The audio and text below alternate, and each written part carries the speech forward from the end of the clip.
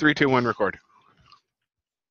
Hey, well, Matt Ray, I was on that London to Austin flight just last week, and you're right. Like it was good. Like, I got a what they call a bulkhead seat, so I had lots of leg room. Yeah. I forget if I'd mentioned this last time, but I'd read some Seat Guru reviews, and they said that the seats were all narrow and kind of awful, so it was portrayed as a bad situation. But the seat that I had was nice, and little recommendation. I had something that was called like Cornish curdled butter or something during my snack, and it was like, there's that cream taste that's kind of flavorless, but you're like, this is maximum cream. It was like that. It was like more cream than an American is used to having. Like somebody skimmed this off the top of something, and it has no flavor, and it's waxy, but it's so good. Yeah, I mean, if they would have let it set a little longer, it would have been Camembert or Brie, I think, is what was going on there. But yeah, it was a nice flight, and it was, what was not nice was coming through Customs and Border Patrol in Austin. What are you talking about? Well, we had to go through some like back hallways or something. Yeah. What's wrong with that? And then we had to wait like 20, 30 minutes. It took forever. You don't have global entry, do you? No, I have a meeting in January. Like I had one scheduled for a trip, and then my flight was late, so I missed it. So. Did you check bags, Cote? No. Well, yes, I did. Okay. Well, I was gonna say, if you get out in Austin and you hustle, because everyone has to wait for that one baggage claim that you can usually make it through. Yeah.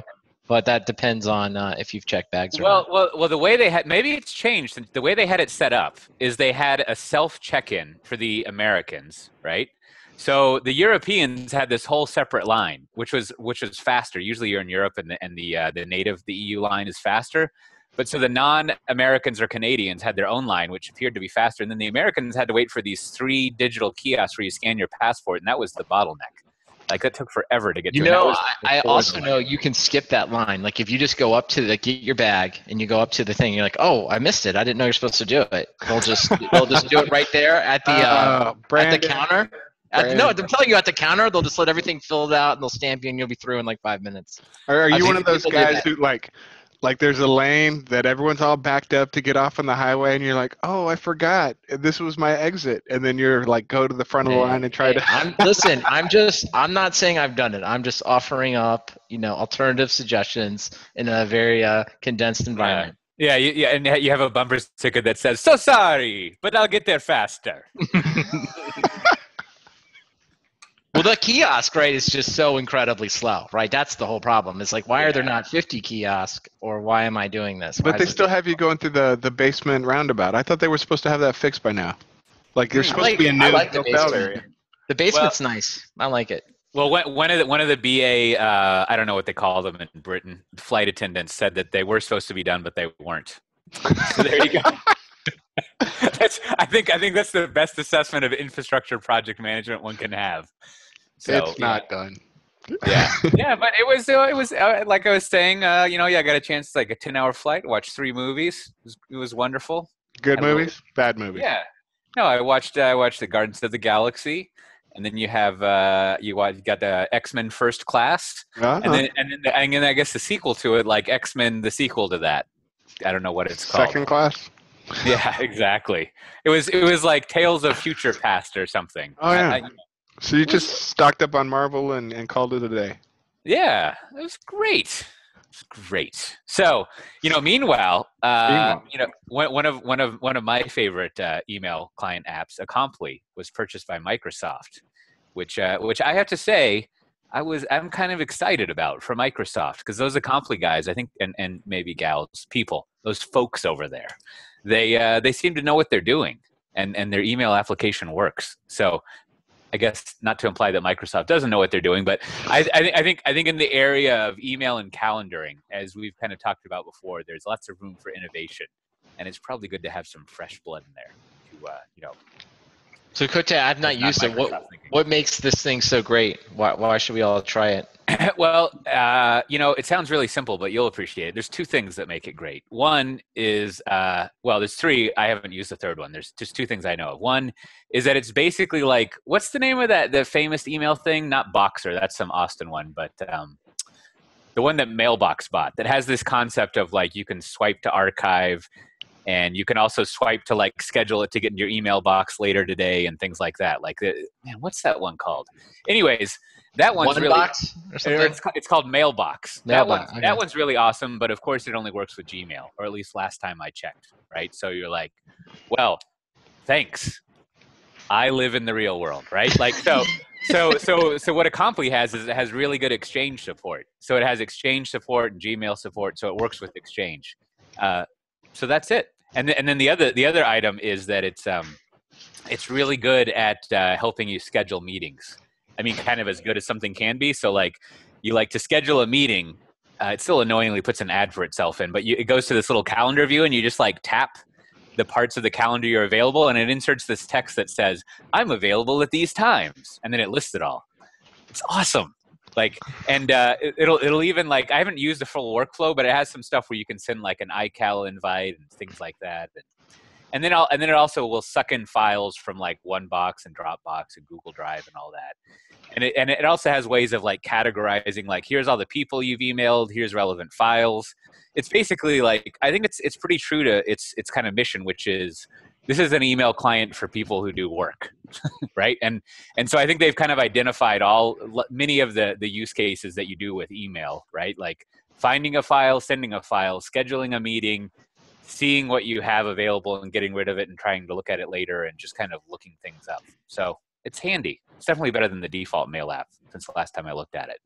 So, if that becomes Microsoft's normal email app, good for them. Good for them. All right, yeah. I like it. So what were you doing over in London? Well, I was flying through there, just passing through. I picked up a snow globe, and I was in Amsterdam for DockerCon EU last Thursday and Friday. I was on the last panel, which was I was a little confused why it was titled this, but I understood why they finally went around to this called "The Future of Microservices." And there was me and Adrian. How do you say his last name? Cockcroft? Cockcroft, yeah. Yeah, and then the CEO of Docker and the CTO, Ben and Solomon. And there were a bunch of questions like about the future of microservices and therefore Docker. And I think that's the sort of interesting epiphany I had, was that I don't think Docker ever really stopped making a PaaS. Like they're still kind of they're still kind of only interested in developer workloads. At least that's like pretty much all they talked about, right? Like we, or I should say me, and maybe not smart people like yourselves, if you're going to say you've never thought this, but the conversation I always encounter is that Docker is going to take out virtualization and going to take out VMware, and it's a very infrastructure driven conversation, right? Very IaaS. Whereas like that was nothing that was talked about at all. Right. by anyone at DockerCon, officially or users or partners or anything. It was all basically, we need a way of allowing developers to build their own platform as a service or stack or whatever. Which that's pretty different than all the madness that people have ascribed to Docker. So that's kind of exciting. So Kote, were you on the ground when Rocket was announced? What was all the the brouhaha? That was earlier. That was earlier. That was earlier in the week. That was like on Monday or Tuesday, right? Yeah. Okay, so what was the mood? Was there like were there fights in the audience? Was there like factions being created? Like what happened? Did CoreOS have a booth there? I don't think they did, but I think they were a sponsor in some capacity. Yeah. I think Pivotal was a sponsor as well, but they didn't have a booth, if I remember. And then, I actually I don't have my notebook on me, or do I? Oh, look, I do. I wrote down who had booths. Are you interested? Just in those two, because those two. Oh no, this is my old notebook. Wrong notebook. But so they CoreOS put out the Rocket blog and said, hey, we think there's trouble in Dockertown, and this is how we think things should be done.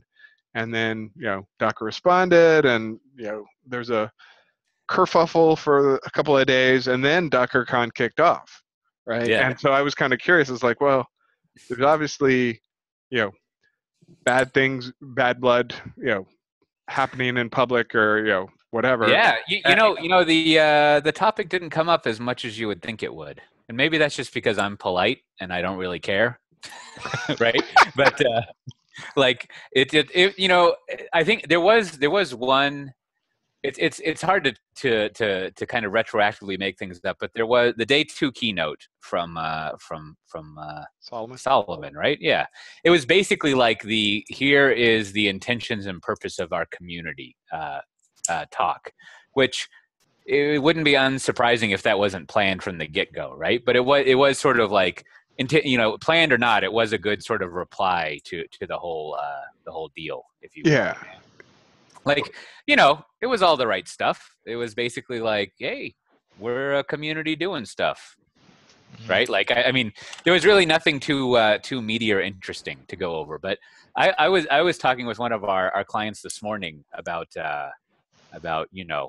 we get a lot of stuff like, hey, so what's up with Docker and containers? And so we were talking with them, and they asked about this, and I was thinking, I kind of was telling them that I had that epiphany that basically Docker is still making a PaaS. And so their motivation, and the motivation of lots of people not all of them, but lots of people in the Docker ecosystem, is to build a PaaS, right? To focus on developers, kind of a tops-down approach. So that's kind of their take on everything. Whereas if you look at CoreOS, I think they haven't really like solidified what their identity is, but at the moment, it's basically to make a better Linux distribution, right? Like they started off with like, updating Linux is terrible and it sucks, and we should bring in the way that Chrome does it, where it's automatic and so forth and so on. And one of the major ways we do that we enable that, is to have containers, and we have Docker and it's built in, right? So right away, you have two companies that are they're not diametrically opposed, but they have different reasons for the technology in question, right? Like writing a better Linux distro is a lot different than like writing a good PaaS. And so, I'm kind of projecting a little bit because I don't know specifically what the differences would be, but it's sort of little wonder, in addition to also like needing to monetize and commercial interests and all the usual, as you say, kerfuffling, that like, you might have different interests if you're more interested in operating system stuff than just middleware, essentially. Well, and everyone is trying to, like you said, everyone wants to control that workflow. Everyone wants to build the paths. They want to have the silo of, we want to do everything that you're going to do.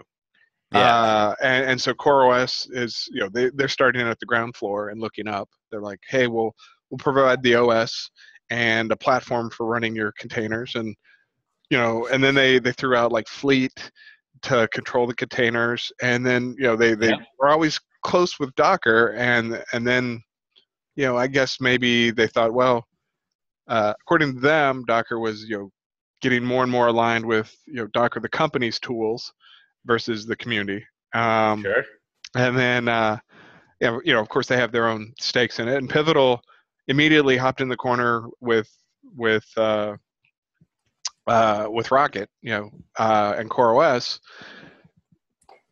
just because they're kind of competing with Docker. Even though they use it as a tool, but they're competing with that vision of a pass, sure, a pass of passes or whatever. And then, everyone else has to kind of either play neutral or pick a side. So, Joyent threw in with Docker saying, oh, everything they were doing was always good to start with. And then today you had Red Hat came out, and there was who is it? Paul Cormier, their product, I don't know what his title is, president of product or whatever, saying, well, we're going to have to support lots of formats. So yeah, which Red Hat was always, I wouldn't say they were crystal clear, but their diction, their word choice when they were talking about Atomic and Gear always made crystal clear, right? They always said it was for supporting containers, like container management stuff. Right, right. They didn't really ever say this is for Docker. It was all about like containers, and they were like, and Atomic and Gear are like an abstract interface over any type of container system you have, and blah blah blah. So, but the thing about Atomic and Gear is that's the exact same thing CoreOS is doing. Yeah. It's just brought to you by Red Hat, your trusted enterprise vendor.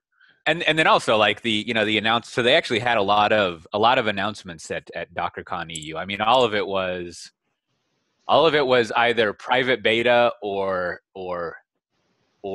worse. I don't know what the word for that is, but it was either it was always here's a GitHub repo and it's an alpha, or here's a private beta, right? Like, so there were no GA announcements from Red Hat, or no from Docker, right? So there were a lot of things that they went over that like the Enterprise Hub was, I think, in private beta to be like GA'd like sometime next year, right? And then there was like Swarm and like all sorts of things that they have that basically looks like a pretty large chunk of what you would have in the container as software development concern ecosystem, right? Like, it's kind of everything. So, people would be freaking out, right? Like, so, but I don't know, Cote. I mean, I guess here. Let me ask one question. Follow up here. Like, I thought Pivotal came out. I thought their blog post was like fairly like neutral. I think they like acknowledged the rocket and we would work with them, but I thought they sort of said, "But we'll work with everybody." That's because we're in containers. Is that? Yeah, but right now? I mean, you kind of said they threw in, but I don't know. Is that not they threw in on the fact that like the rocket guy said, "Hey, this Docker stuff doesn't have a good spec, and we're gonna propose a standardization of Docker, not brought to you by Docker." And Pivotal's like, "Good idea." I mean, they immediately so obviously they were involved in the design of the spec that was done outside of Docker. And then over the weekend, somebody opened a ticket or a bug on Docker's repo saying, "Hey, you haven't implemented the application container image, the app container image format." And there's a very long post response where Solomon closes the ticket, but the closing of it is, to quote, "So in summary, you're suggesting that I break compatibility with an existing format, which is the de facto standard, in favor of a 3-day-old unfinished spec." Yes, so, I thought that was that's definitely worthy of the show notes. That was a very well go read that. That was a very good summation of the state of Rocket, I thought. So. I don't know, but I just think, to me, I look at it, it's like, isn't it just all about the money, right? At the end of the day, it's just like, I just think that's like the thing no one ever talks about is like, there's all this open source crap going back and forth, but it's like, listen, lots of people have taken lots of money. Lots of people want lots of money. And it's like, he who owns this ecosystem and is able to monetize it is going to make a lot of money. And now all these good friends and friends of friends are just starting to fight, right? And I was like, it's kind of fun to watch from the outside, right? So, I don't know. To me, that just seems like that simple, right? It's not about the technology. It's more about control and money. That's really what's happening here. Well, yes. I mean, there's lots of ways, or I kind of hate the saying, but there's lots of ways to skin a cat, right? You can run your infrastructure any number of ways. Any number of ways you can set up, you can build your own pass. You can use an existing pass. You can deploy an open source pass. At the end of the day, there's a lot of ways to get the same results. And so everyone has to fight over influencing those decisions, and whoever influences those decisions makes the most money. Especially when it's kind of standardized as open source. Cloud Foundry versus Docker versus Pivotal or versus CoreOS. I mean, somebody's probably going to eventually get paid, and it's all open source. Yeah, well, to me, it feels like winner take all, right? Like he who owns this ecosystem is going to make a lot, and the rest of the guys not so much. And that's what's playing out in all these like projects, and so it'll be fun to watch. I mean, it's kind of like, I know we're going to talk about this other. It's like there's another thing we're going to talk about, open source. It's like making money in open source isn't easy, and I think that's like, this is a great case. Like, we're watching it. Like, there's not that much money. There's not as much money as people think there is in all of this. And like, these guys are going to fight to the death over it. I think, I don't know if it's going to be, I mean, yes, it's a fight to the death, but I don't think it's going to be a winner takes all. I think it's going to be muddier and muddier, like, going forward. The number of, 3 years ago, OpenStack was the future of everything. and 5 years ago, VMware was the future of everything. But like, that's a great, stop right there. That's like a great point. Like, and VMware makes boatloads of money. Yes. And OpenStack makes a lot less, if any. And that's kind of what's going on here, right? But my point is the number of technology choices seems to be exploding, and the event horizon of like winner takes all seems to be like going away. Like, if you threw all in with Docker, in 18 months, there's going to be some new Docker thing, or Docker, the company, isn't going to control all that ecosystem. It's going to get split among a dozen other vendors because everyone's already on top of it. There's already people trying to extract value out of something that's barely over a year old. Right. Well, that's what I thought, like, even on beyond just the Rocket stuff was interesting. It's like lots of the smaller companies came out, like there's one here in Austin. They were like, hey, Docker's going too far. And it was like, well, of course you think they're going too far because they're like, they're doing what you're trying to do. And it's like, and I think there's just a whole bunch of the ecosystem. And it was like, and I think that's just interesting to watch. It's like, yeah, like Docker's trying to figure out where the most money is here. And it's going to step on all these little startups along the way. It'll buy some, it'll push some out. And then you kind of have the higher level, like the guys with lots of money are trying to compete at the very, very highest level. So I don't know. I just think it's always interesting. I just think that the open source conversations always start about open source and what's best for the developers. But then underlying this, hey man, it's about the money. Follow the money. That's going to decide what these guys are going to do. Watch these strategies as the money changes hands. Well, yeah. I mean, that's probably why they announced the IBM partnership at DockerCon. Absolutely. No, I think you're absolutely right. It's like, and somebody on the enterprise, it's like, how do you bring Docker to the enterprise in a way that's, or just containers, right? Like, and I think, yeah, Microsoft, IBM, all of us are just lining up, trying to like figure out what makes sense. Yeah, and I mean, I think the other thing in scenarioing things out and trying to predict the future, as exciting as that is to think about. So who else wins if Docker wins and takes a winner take all? Not that many people, right? So basically, most of the rest of the IT ecosystem makes money off of complexity and heterogeneity, right?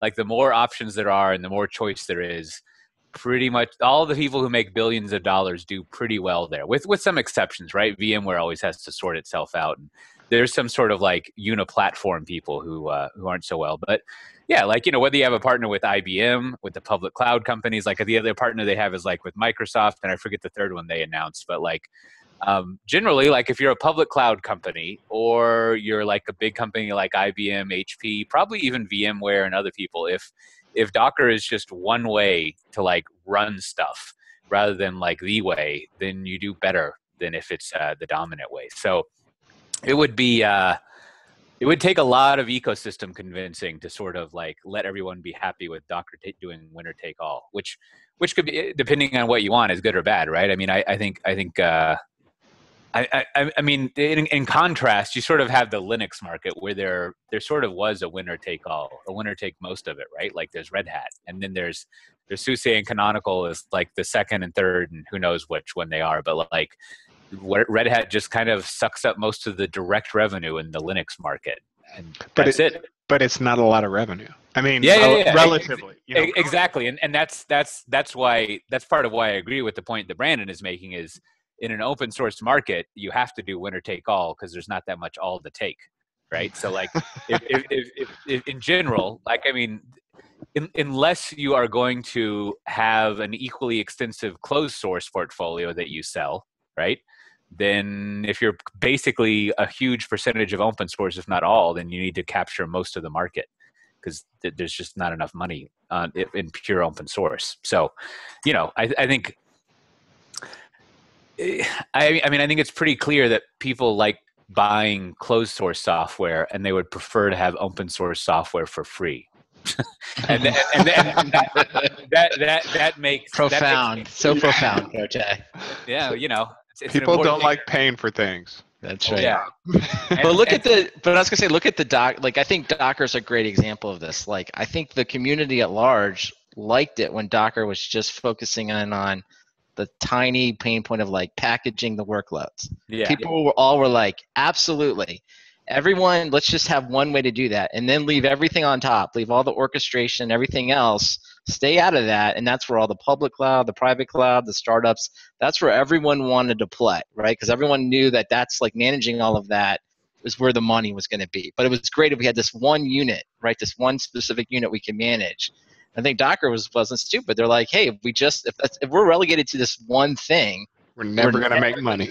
We're never going to make money, right? Or we're certainly not going to make enough money to return on this massive venture capital. So they now move up. And I think this is sort of like that interesting moment, like when Docker, I don't, maybe they had this meeting at their own board of directors, founders, like when you take the money, right, you've got to move up. Like if they had just said, like they could have said something like this, pay us $40 million, we'll just be the foundation and we'll just manage this one, localized workload management thing and we'll stay out of everything else. I think Google, Microsoft, everyone would have been like, yeah, well, let's just divide that 5 ways.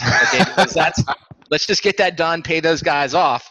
And let's now start competing everywhere else, right? And maybe that would Docker tax. Yeah, it was like, hey, boom, let's get that out of the way, and then let's go out and let's go, right? But now Docker's moved up because they want to make money, and then like a balloon mortgage. Yeah. Exactly, it's exactly like that. Now, like friendships and blog posts and tweets, and it's like I like it because there's a little controversy. Like there's all the Uber controversy that got all the public mainstream stuff, but there's like a little IT fight going on, which is like okay. It's kind of fun to watch, right? And it's kind of interesting to see how it plays out. Exactly. So speaking of making money in open source, you both have read that Hortonworks S1 analysis. I read only a little bit. Like the little bit that I read, like it looks pretty awful. Well, I mean, here we are talking about Linux distros fighting over an ecosystem, and over in the Hadoop ecosystem, there's like 3, 4 vendors. I mean, large scale vendors, Cloudera and Hortonworks and Mapper and somebody else. But there you have 3 or 4 distros, and they're fighting over who knows how big that pie is, right? And there can only be one. And what's interesting about Hortonworks is they're not considered the market leader, but they're trying to go to public first, and and they're grabbing HTTP as their stock ticker. So Hadoop. No, I thought it had a lot of, anyone that's been around open source, it's something you need to read and like internalize. But the gist of it, I think, was one, talking about how open source compresses the amount of revenue in a market, right? So open source by definition, so if your market's like, $30 billion and you compress that to $3 billion, there's still lots of money to be made. And this is what everyone talks about Red Hat, right? Like Red Hat. Well, the reason Red Hat was successful, and at least one blogger has kind of said it'll never happen again, is that like there's this massive market out there, and so they took this massive market, compressed it, and there was still lots of money left. And then what he's making the same point now with Hadoop, just in general, is he's saying the overall market's just a lot smaller. So if you now take $1 billion market and you compress it, like again, like it's all relative, but you only have maybe 100 million, 50 or 100 million dollars left, and then you've got guys pouring money into this at valuations that are looking for 3, 4, 5, 10 billion, and it's just not there. And I think anyone that's been, and I know everyone on this call or on this meeting has lived it, if you don't take this into account when you start an open source business right from the beginning, right, especially if you take a lot of venture capital, as we're seeing with Docker and as we've seen play out in almost every scenario with open source, like the overall, if we use the business MBA where total addressable market goes so far down, right, that you've got a model for that. And like, here's another market. I found this out in a Xenos press release. So Xenos systems management, same kind of scenario, right, trying to compress systems management. So in their third quarter, they put out this press release saying they had 38,000 core product downloads, so 38,000 open source downloads. And then that same press release, they say they had 58 new customer wins, right? So that just shows you, like, that's just a great compression of like, okay, 38,000, you got 58 new customers.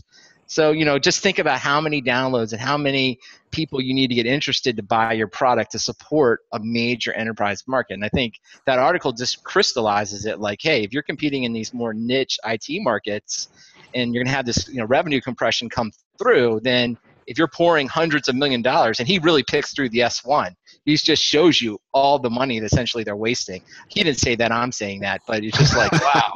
I mean, you're just like, at the end, you're like, oh man, those guys are all going to lose their shirts. So it's a good article. Yeah. So how did he figure out like the TAM for Hadoop stuff? Like I'm looking at it now. Like he started with the database market or something, or like what's he moving down from? And I asked because I agree with you, right? Like That's one of the most difficult things in Hadoop is figuring out what the TAM is. He quoted it to Allied Market Research. Said, right. It's $2 billion in 2013 to $50 billion in 2020. Right. According to him, this vastness of the market opportunity is unquestioned. So, yeah. What is that? That's a 7-year CAGR of 58%. Amazing.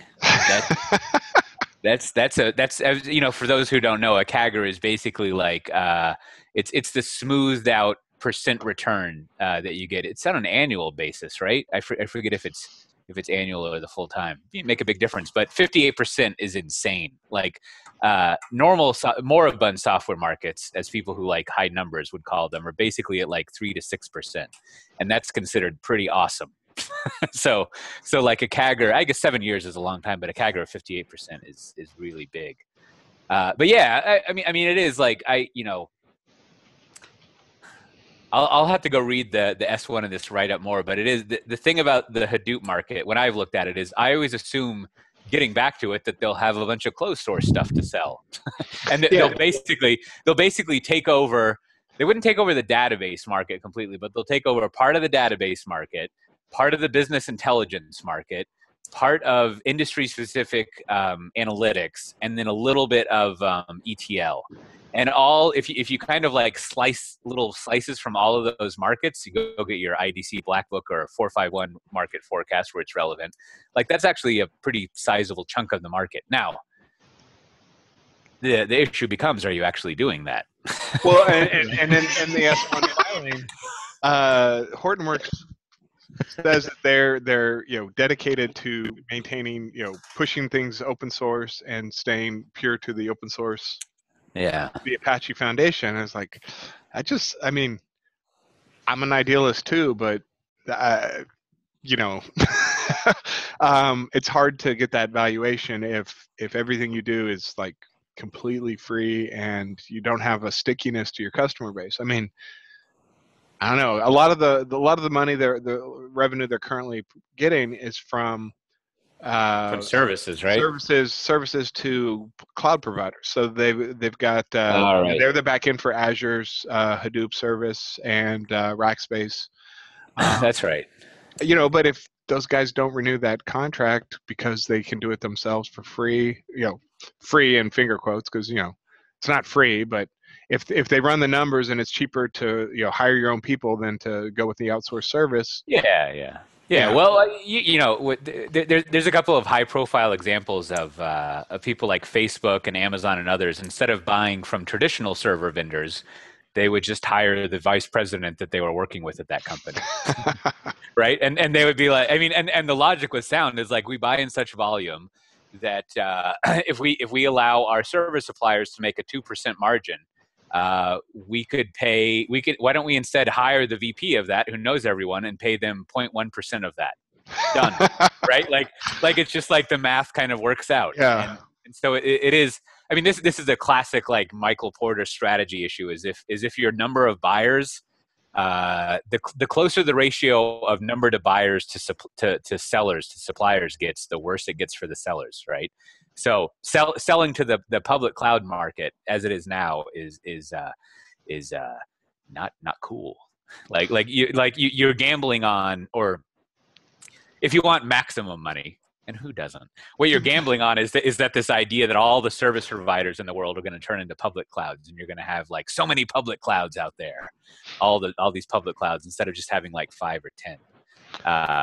Then it's like the dynamics of the old infrastructure server market, which are awesome. Well, right? One of the interesting things from reInvent was Intel announced that they were making a chip, like a spin of their latest chip just for Amazon. And they're apparently doing it for Azure and Google also, and different chips for different vendors. So. That I thought that was pretty cool, and it'd be interesting to know what percentage of Intel's chips go to public clouds, and how big a customer is Amazon to Intel? They had some investor presentations recently. I'll have to go look through those again and see if they if they attribute, definitely IDC tracks that kind of thing, but I'll have to see if Intel reported on it, like how much of the work went to hyperscale, if you will. Yeah. No, this is a good looking blog post. This is like this is the kind of work I used to do at Dell. A lot of fun. Like it's given me some PTSD. This is not good. Like especially at the end, there's that scatter plot chart. Oh, those are killer charts that sort of like show you relative performance of companies and things like that. Like that's tough stuff. Yeah, I was talking with someone like looking through S1s and financials is like looking through, an animal and in that category include humans, looking through an animal's feces. Like it'll tell you everything that goes on with that animal if you know how to analyze their poop. And like financials are like, the poop of companies. It's great if you got some chopsticks to sort through it. Cote, it'd be a good 451 report, something like the open source business model trap or the business of open source where, you just go through and just say, hey, before you call me about your open source project and how you're going to make millions of dollars, please read this report, right? Make sure you consume this. And well, we used to have this practice called CHAOS, CAOS. Oh, I like it already. I'm in. If you remember, Raven Zachary worked on it for a while. Yes. Wasn't there a podcast? And a guy that's on my team, Jay Lyman, worked in there, and also Matt Aslett. And we used to write about that stuff back at the height of open source stuff. And actually, I remember when this S1 came out, I think we wrote 2 or 3 pieces analyzing and looking at it from various angles. But I agree. Like on the other hand, so let's be kind of even-handed here. Like, I mean, a lot of, and he does this in one of the paragraphs. He kind of lists the giant buyouts in the open source world, right? Like he has Spring Source for 420 million and JBoss for 350, and then of course you've got ZenSource for 500 million, and then MySQL for $1 billion. So that's also an avenue, right? Like just getting purchased by someone else. Like as I was joking with someone earlier this last week, like, monetization is the concern of the acquirer. Right, like that's in some of these models, that's something you sort out there, and it is like, it kind of goes back to our Docker talk, right? Like with both Docker and Hadoop. Hadoop's a little old now for this, but like there could be something said for like owning the core technology of something as big as that. But now the next logical question would be like, so okay, hey Cote, historically, how has that worked out when it's been done in the past? You just listed off a bunch of companies, and I think you could track the success of JBoss, and I'm pretty sure that money was made back with plenty of profit, like buying JBoss for 350 million, and I bet Spring Source worked out okay. Like I hear okay things about that. Now, what I don't know is MySQL and MySQL gets really muddy, right? Because they turned around, Sun acquired them, and then almost, I don't know what the timeline is, like 9 months later. Yeah, and then the Oracle acquisition, and undoubtedly Oracle made their money back on the Sun acquisition by just I don't know, ripping Sun to pieces and extracting value from their customers. But who knows where the MySQL is on the spreadsheet? Yeah. So it's a dicey play for a big company to like buy, to like spend that much money on an open source company like that, but it's not impossibly crazy. Like things could work out. And there's also the other angle, which I remember back at the height of open source stuff, I wrote several blog posts on like, hey, instead of charging for licenses, you should charge to run the software, right? So there's to some extent, if there are more and more public cloud companies and they want to buy this software to run on their own, that might also give you a good return on the investment that you have, right? Like I don't know what IBM uses for their Hadoop stuff, but like we just went over what Microsoft uses. There might be so much money in using a Hadoop distro coupled with a bunch of BI stuff and other things that it makes sense just to buy a core technology like Hortonworks, or a company that is representing core technology. And in that case, your business case, I don't think he has a business case in here, but that's the other thing that like, man, if you've worked in acquisitions, business cases like will make you like curl up in fetal position for all sorts of reasons. But like if a business case of a public cloud company buying this would have all sorts of interesting assumptions about the revenue you would get that actually might look pretty good. versus licensed software. Licensed software is tough. Right, but I think Cote, I think you know it. I would simplify this whole thing and say, like, if you want to build a company based around open source, right? It's your exit valuation is going to drive everything. So if you think about it beforehand and say, back to the Docker thing, hey, I'm going to take a very little amount of money. I'm going to take a few $1,000,000, right? Because I think I'm building a building block, and I want to make it really attractive to a cloud provider, something that can do an acquisition at, in the tens of millions. That's exciting for the company and exciting for that cloud vendor. Then you're really at a point where you are creating value, and I think there is something that's going to support a business case that someone draws up is going to be supported. It's only when you take, it's just like, the whole, when you're talking about acquisitions, it's like, well, this Hortonworks, right? They want to go public, so they're trying to be standalone, and that's going to, and that the expectations of Wall Street are going to crush that. Versus, like, if it was a fraction, if they had structured the company so an exit of a lot less could be exciting, then, like, I bet you lots of companies would own it. So I just think it's just like, when people don't think about it up front and people show up with all that money because they see that open source adoption, I mean, it's a trap, right? It's a trap to take too much, because you're going to be beholden to really big expectations. I mean, it must be covered in the S1, but it'd also be interesting to look at how much cash on hand they have.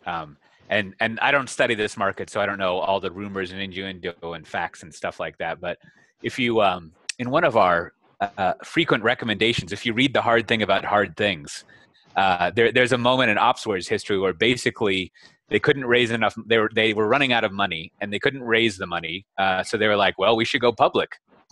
Right? Like going public was just a way to get money to stay alive in a very complicated way. And so, it'd be interesting to see what cash on hand they have, to see if that's an issue with them. And it's kind of like they were unable to raise funds from people, and so this is their last avenue. Right. It would be interesting, Cote. I know you have like some discussions with like the financial analysts. It'd be interesting to get the take of an investment banker who's trying to sell this offering to other people. And I don't know, just to see how they look at it, because obviously it's very speculative. So maybe people want to just get in on it. Maybe they'll look at it in a different way. Get yourself a piece of HDP, Hadoop. That's exciting. Hadoop. I mean, my experience. Matt Ray, the stockbroker. Don't answer if Matt Ray calls. My experience with investment bankers and finance people is, they are generally looking for someone to buy the company. Now, what do I mean by a silly statement like that? They're not really interested in making sure that it's a good deal for them. They're interested in selling it. So the finance people at the acquirer, it's their job. I mean, just think of yourself buying a used car. That's basically what the transaction is like, right? Both sides are trying to screw each other, right? And they're fully cognizant of that. And then they like buy a bunch of expensive meals, do a lot of dry cleaning, and don't sleep much. And so you're trying to, as the seller, you're trying to find a company that like asymmetrically overvalues you more than you value yourself. And as a buyer, you're trying to find companies that like you can kind of pummel into undervaluing themselves. So, I mean, it's tough, right? Because at this point, in Hortonworks aside, at this point in a company that's in a market as mature as them, basically everyone on the sell side is just looking to make money, right? Like there's no virtue or anything, and everyone on the buy side is like trying to figure out how they're getting screwed, right? so like it's difficult. Like there's no. So it'd be interesting to sit on the buy side then, because like when these guys go out for the road show, they're going to go see all the pension funds and the mutual funds and big time investors, and they're going to get a pitch, right? And it's like, do these guys just don't follow the market? They really want in on the Hadoop, bandwagon? Do they just, it's just like whatever? You gave me a good deal last time, and I'm going to do, you gave me a good deal on this, and I'll go ahead and pay you on this. Because like to me, it's sort of like when you look at that S1, if again, like it's a little unfair because it's not, we're not seeing the other side, but you kind of leave that as an investor, like, I think I'll pass on this one. I'll sit this one out, So yeah, and there, I mean, there's of course, I mean, this Dave Kellogg guy comes with high marks, but he does have it looks like he worked at MarkLogic for a while, so he's busy. He knows his area in this space, and he's probably not that biased, but Yeah, I mean, generally, he's shorting this, and we're helping him. Yeah. I mean, so if I was taking this on a road show, right? Let me see software. So the slide that I would use would be to look at comps of big data people, and that would include, and hold your gaping maws, since you guys are like too much of nerds. That would include Splunk, Tableau. It would include any company that was involved in business intelligence or data, right? Sure. And like basically your profit on IPOs of those types of companies looks pretty awesome. Right?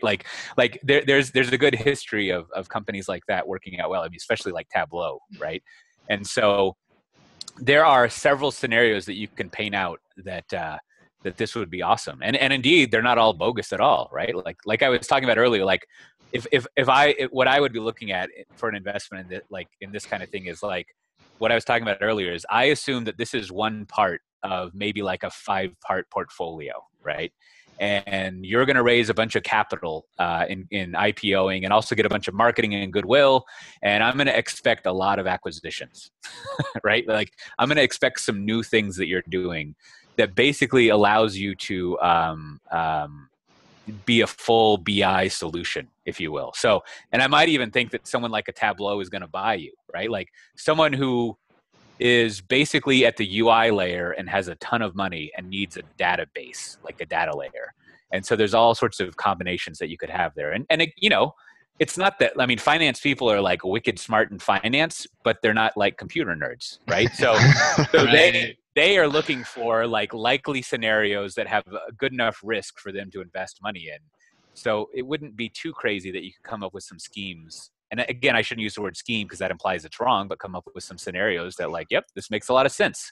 I can, and then there's also people who they would be like, damn, I sure have missed out on the cloud boat, on the Hadoop boat. Like I missed out on all these boats to invest in tech. Now's my chance. And I got to wait 18 more months for DOCK to hit the stock market. That's right. Well, good luck to them. I hope they do well. Best of luck. Yeah, send them out.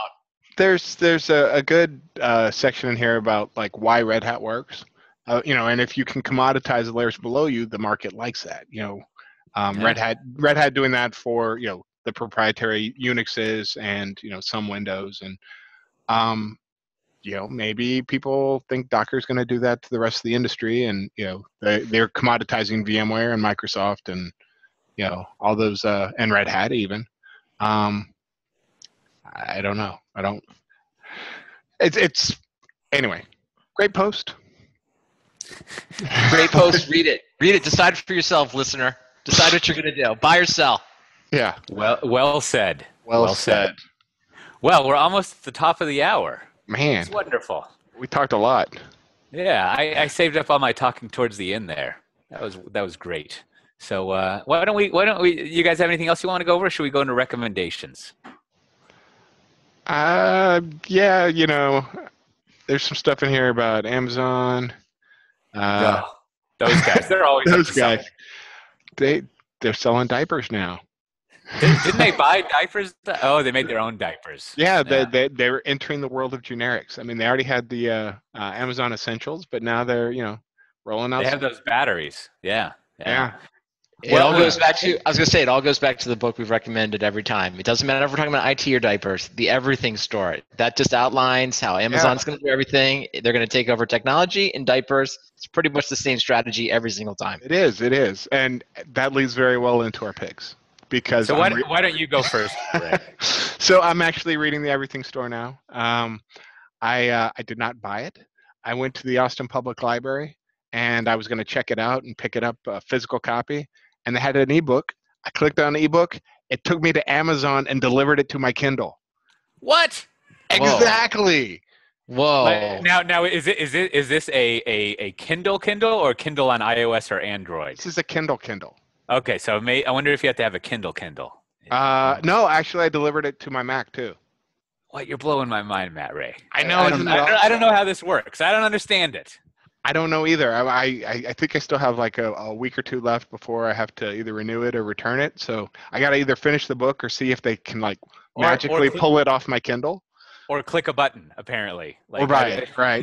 Maybe that's the Amazon angle. I wonder how that works. I wonder if they have a fixed number of licenses that they do. They do. Oh, They have a couple of ebook licenses. The audiobooks work the same way. Like you can check out audiobooks, and it delivers an MP3 through this this other tool, and puts it into iTunes. Or no, you have to listen to it through their thing, but the MP3 is on the file system, and between you and me and our listeners, there was the MP3s are just sitting on the file system. It's what the industry calls an MP3. So it just, but there's like a shared lock. There's 3 copies of whatever books my kids were listening to, and wow. Magic Treehouse, right? Well, let me add one of my ad hoc recommendations, which is not so much a recommendation as a preview. So I ordered one of those what do you call them? Fire phones, right? Oh wow, you're the one. You're the only one. It was $1, right? Well, it was $100, but they're basically you can get an Amazon Fire with 32 gigs that's unlocked, right? An unlocked GSM phone for $199, which includes 1 year of Amazon Prime. Right. I leave the math as an exercise to the reader, or listener. And so there was 2 here. Once I finally get it, because this is another annoying thing, is to be delivered sometime between December 16th and 24th. Thanks, Amazon. But anyways, still before Christmas. I shouldn't look a gift unlock phone in the SIM card slot or something. But anyways, there's 2 reasons. One, like it's an unlocked phone, and having traveled internationally recently, the AT&T little passport thing is actually very nice. It actually works well. It's gotten better in the last 6 months. Yeah. It's actually awesome. It's what it should have been from the get-go. But the prospect of being able to get like basically an unlimited SIM card when I'm abroad for, I don't know, 30 euros or whatever it is sounds great. So that'll be nice. And then also I figured and I verified that it's a Kindle, if you will, right? So there are some features of Kindle that you can't get on the iOS app, like with Prime, there's like this lending library thing or something, and like I don't think you can get that on the iOS app. So that'll be fun. That's about it. And so, anyways, why don't you? What's your recommendation, Brandon? I'm going to recommend a new podcast called Reply All. It's from the guys who brought us Startup and Alex Bloomberg, who formerly of Planet Money and NPR. So as their it's the guys, if you ever listen to on the media, DR, Too Long Didn't Read on the media, it's those guys, but it's their own podcast. So, I mean, the name, I really like their titles, Reply All, podcast about the internet. So, it's pretty broad, but pretty funny. The last episode was the guy who inadvertently created pop-up ads in the browser. He explains what he did, and they make him apologize, which is that's awesome. So check it out. Yeah. When do you find time to listen to podcasts, Brandon? I love podcasts. I love so whenever I have either the car, watching when I'm not playing with my child, but I have to make sure he doesn't injure himself.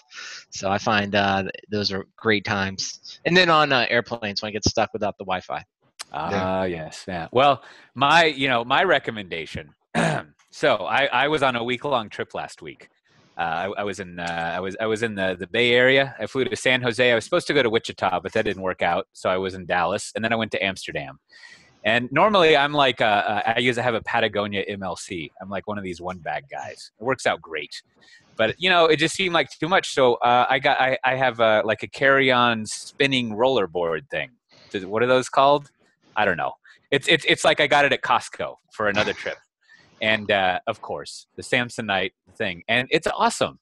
Like I've been using a like that one bag thing for like many years, and I think I'm gonna go to using like a spinner rollerboard thing. Like it's great. Like it satisfies several use cases. One of them is my favorite, which is like I have an hour to get to the airport. I need to throw all my shit in a bag, which like doesn't really work out very well if you have like a very compressed bag. And the other one is like you just kind of like push it along. It doesn't really hurt your back. It works out well.